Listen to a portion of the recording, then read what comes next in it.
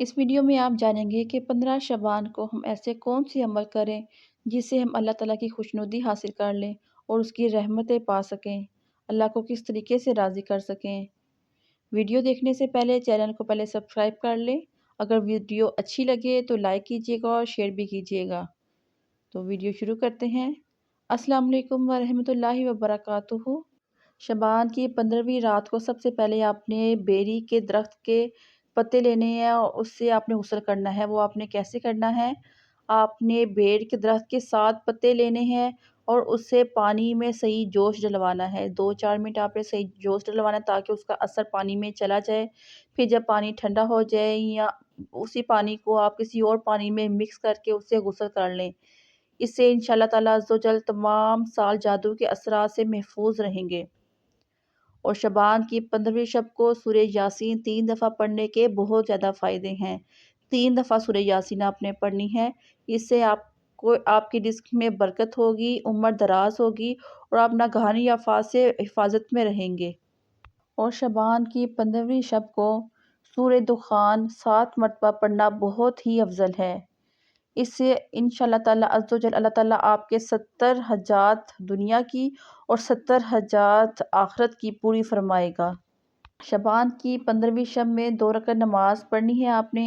हर रकत में सूरह फातिहा के बाद 1 दफ़ा आयतुल कुर्सी और आपने 15 दफ़ा सूरह इखलास पढ़नी है। 1 दफ़ा सूरह फातिहा, फिर दूसरी बार आयतुल कुर्सी, फिर तीसरी दफ़ा सूरह इखलास, यानी कि ये 3 चीज़ों एक ही रकत में पढ़नी है और आपने 2 रकत नमाज अदा करनी है।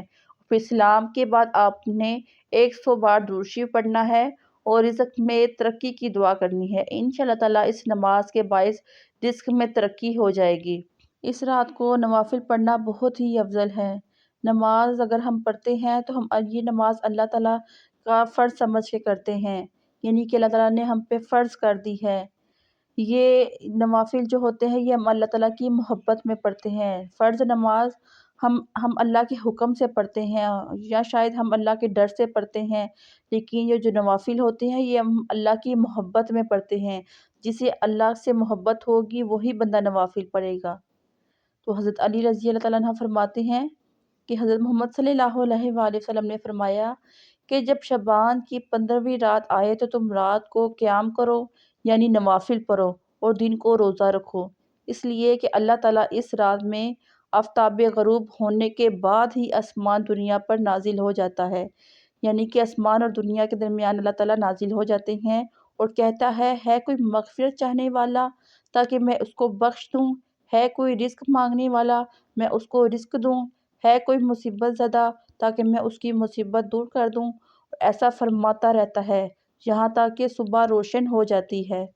और ये दोनों नवाफ़िल ऐसे हैं कि हर वक़्त में अल्हम्दुलिल्लाह शरीफ के बाद आयतुल कुर्सी 1 बार और सूरह इखलास 15 दफ़ा पढ़नी है। और जब आप ये 2 रकत पढ़ लें तो आपने 3 दफ़ा सूरह यासीन पढ़नी है। तो इसका ये फ़ायदा है कि जो शख्स इस पर अमल करे, मरने से पहले जन्नत में अपना घर देख लेगा। सुबहान अल्लाह! थोड़ी-थोड़ी सी इबादत से अल्लाह ताला ने हमें कितना अजर दिया है। अगर यही नवाफ़िल और यही ज़िक्र हम अल्लाह ताला का करते रहें तो अल्लाह ताला हमें कितना अजर देगा।